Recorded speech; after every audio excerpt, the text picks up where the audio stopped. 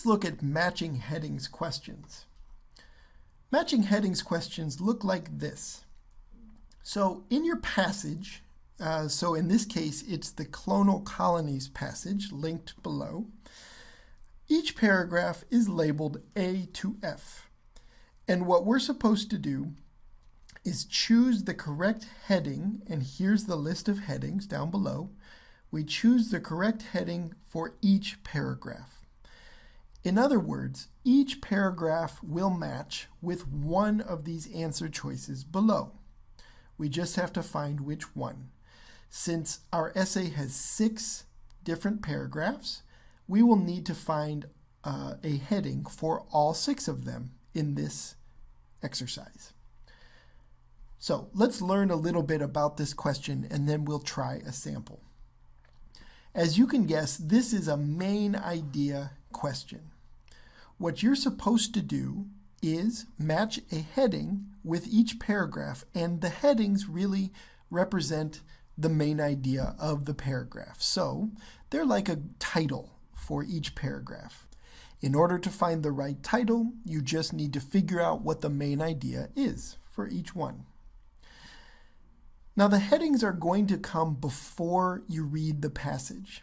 This is unique. This is the only type of IELTS reading question that you will find before the reading passage. All the other kinds, they present the reading passage first and you answer questions afterward. So this leads people to basically take 2 approaches to this type of question.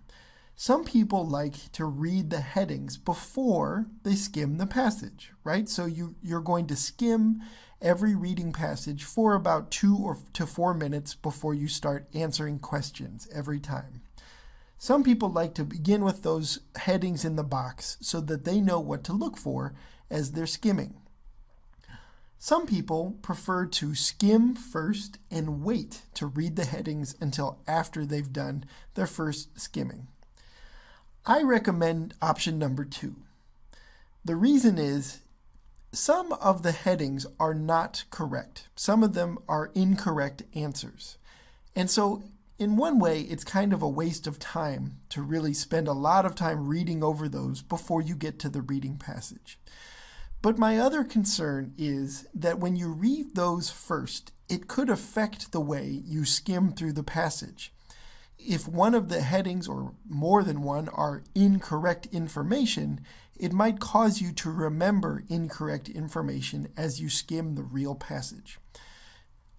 My preference would be to skim the whole passage first, get as much correct information out of that as you can, and then go make decisions as you read through each type of heading as you're trying to choose which one goes where.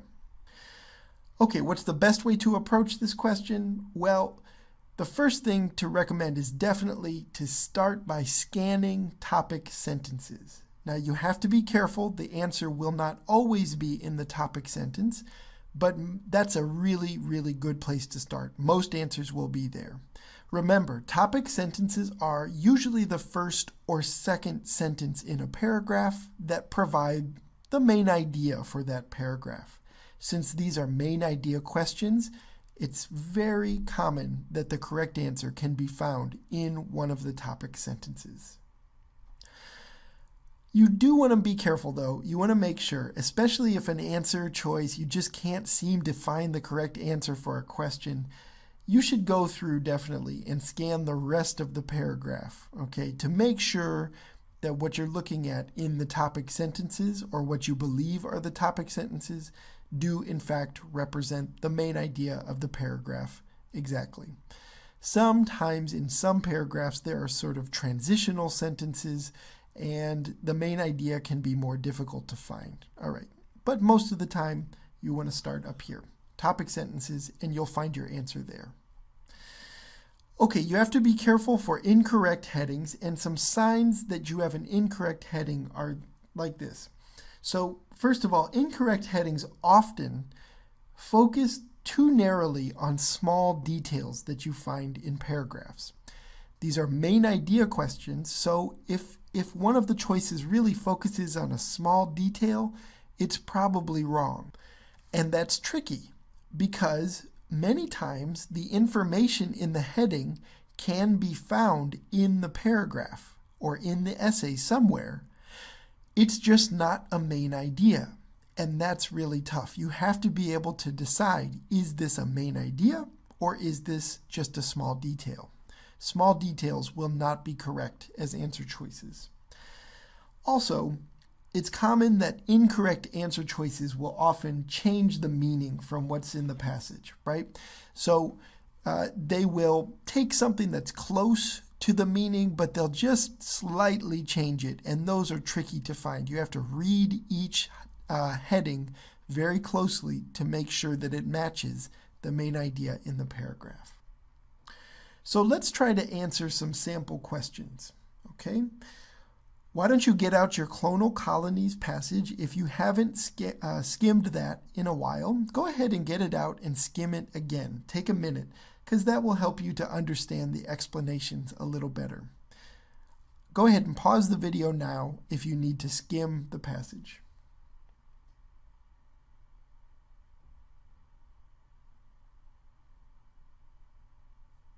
Okay, now we're ready to answer questions. So which one should you begin with?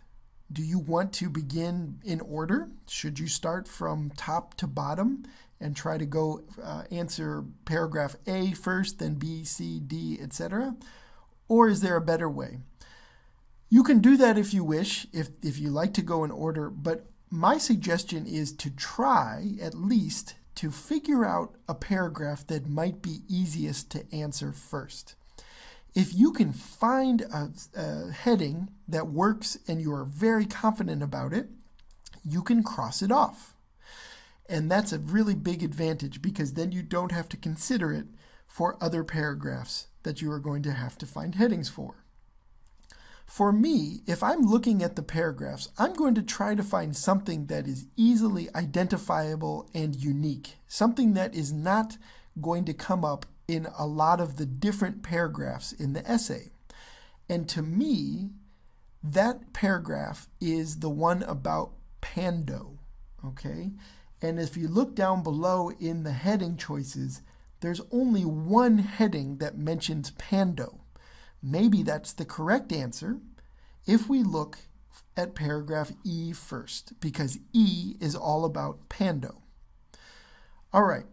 So what you should do, what you would want to do as your approach to this question is to start by looking at the topic sentence.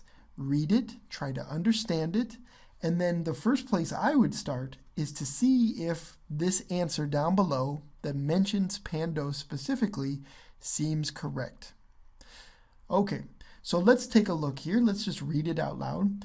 Perhaps the most famous example of a colony linked by a single rhizome is Pando, a quaking aspen colony which is widely cited as the world's heaviest organism as well as one of the oldest.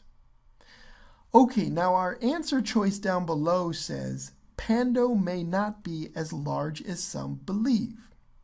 Okay, there is no mention of that in our topic sentence at all. At this point, you may want to go and just quickly skim the rest to make sure that there's no discussion of whether this organism is not as big as people believe.